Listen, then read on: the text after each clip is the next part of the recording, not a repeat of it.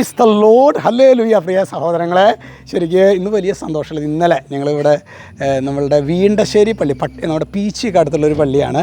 അവിടെ നമ്മളുടെ അച്ഛന്മാരുടെ ഒരു കൂട്ടായ്മ എല്ലാ വെള്ളിയാഴ്ച ഈ വീണ്ടശ്ശേരി പള്ളിയിൽ ഡൊമിനി ചാഴൂരച്ചൻ്റെ നേതൃത്വത്തിൽ അച്ഛന്മാരുടെ ഒരു 10-25 അച്ഛന്മാർ വന്ന് ഒരു മണി തൊട്ട് ഒരു 4 മണി 4:30 വരെ പ്രാർത്ഥിക്കുന്നുണ്ട്. അതിൽ ഇന്നലെ ചൊവ്വാഴ്ച വൈകിട്ട് ഡാനിയൽ പൂവനത്തരച്ചൻ, അതുപോലെ ആൻഡ്രൂസ് പിതാവ്, ടോണി പിതാവ്, ബോസ്കോ പിതാവൊക്കെ വന്ന് കൈവെപ്പ് ശുശ്രൂഷ, വചന ശുശ്രൂഷയ്ക്കായിരുന്നു. അപ്പോൾ അതിലേക്ക് വന്നിരിക്കുകയായിരുന്നു. ഭയങ്കരമായൊരു അനോയിൻറ്റിങ്, പ്രിയ സഹോദരങ്ങളെ, അനുഭവപ്പെട്ടു എന്നത് ശരിക്കും വൈദികർക്ക് വേണ്ടി പ്രാർത്ഥിക്കുമ്പോൾ, വൈദികർ ശരിക്കും ആ അനോയിൻറ്റിങ് തിരിച്ചറിഞ്ഞ് പ്രാർത്ഥിക്കുമ്പോൾ പ്രകടമായ വിധത്തിൽ മാറ്റം സഭയിലുണ്ടാകും. അപ്പോൾ നമ്മുടെ വികാരിച്ചമാർക്ക് വേണ്ടിയൊക്കെ പ്രത്യേകം പ്രാർത്ഥിക്കാനുള്ള ഒരു കടമ നമുക്കുണ്ട് എന്ന കാര്യം, അതായത് നമ്മൾ പലപ്പോഴും കുറ്റപ്പെടുത്തി, അല്ലെങ്കിൽ അച്ഛൻ ശരിയല്ല, അച്ഛൻ ആ ഗ്രൂപ്പാണ് ഈ ഗ്രൂപ്പാണ് എന്നൊക്കെ പറയണ സമയം കൊണ്ട് നമ്മളൊന്ന് പ്രാർത്ഥിച്ചിരുന്നുവെങ്കിലേ അല്ലേ. അച്ഛന്മാർ ശരിക്കും 15 വയസ്സിലൊക്കെ അവർ സെമിനാരിക്ക് പോയതല്ലേ.